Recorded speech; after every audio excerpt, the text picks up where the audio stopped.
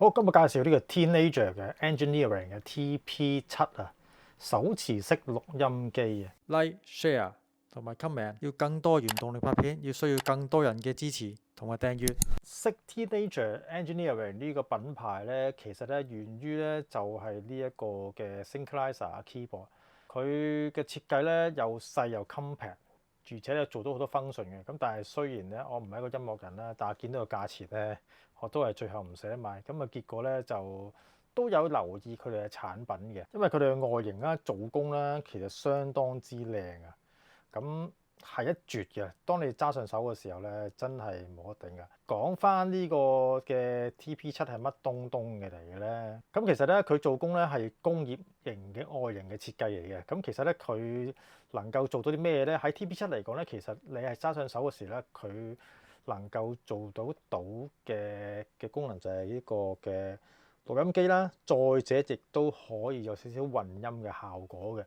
咁呢間公司咧，其實由呢個瑞士公司所設計嘅。咁啊，其實佢有遙控杆啦，然之後倒帶嘅 function，亦都有好似捽盤呢嘅快捷鍵啦，令到你錄音嘅時候咧，亦都可以玩到啲其他嘅功能上嘅。咁呢啲係我就從呢個嘅體驗咧，就之後睇翻個網上咧係睇翻嘅。咁除咗呢部機之外咧，其實仲有個叫做 main out 或者係室內置嘅喇叭嘅。與此同時咧，亦都可以有3組嘅3.5mm嘅輸入啦，USB-C 嘅輸入啦。咁同埋咧，亦都如果你唔輸入個咪嘅話，亦都佢有嘅內置咪，亦都可以做得到嘅。咁當然啦，佢亦都可以咧。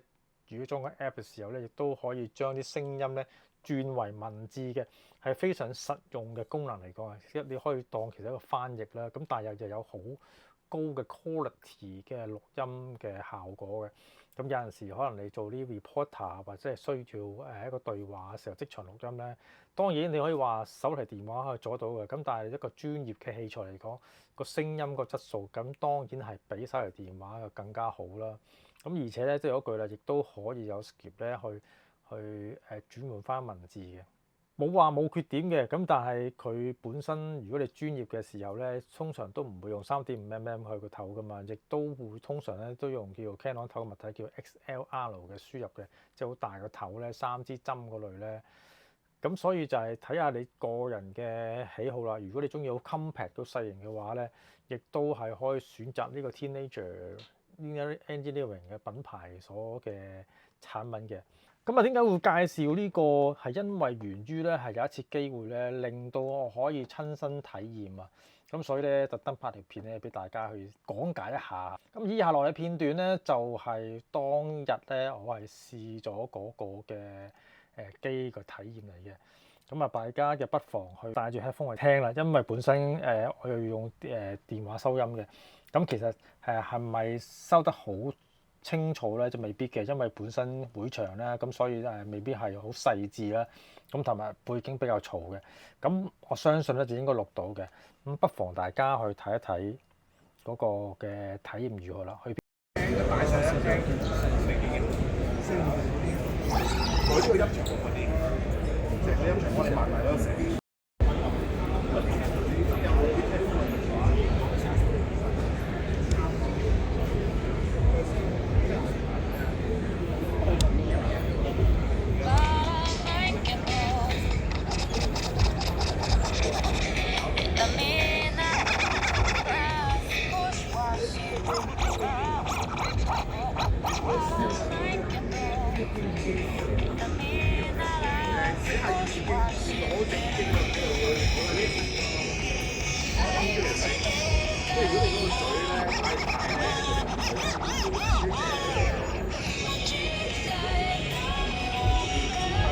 咁啊，大家如果有興趣呢件產品嘅話，不妨去自己去搜尋一下啦。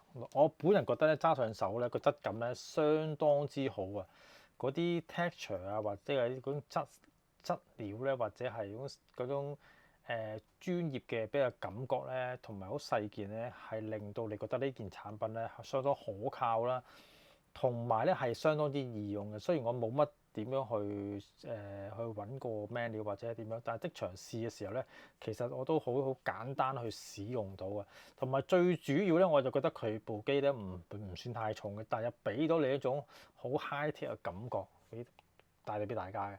咁所以如果大家有興趣買呢個錄音機，而又有質素，又要個外形比較係好 high tech 嘅感覺嘅話咧，不妨考慮下呢個 TP7。好，今日介紹咁多，我下條片再見啦。Like、share 同埋 comment，要更多原動力拍片，要需要更多人嘅支持同埋訂閱。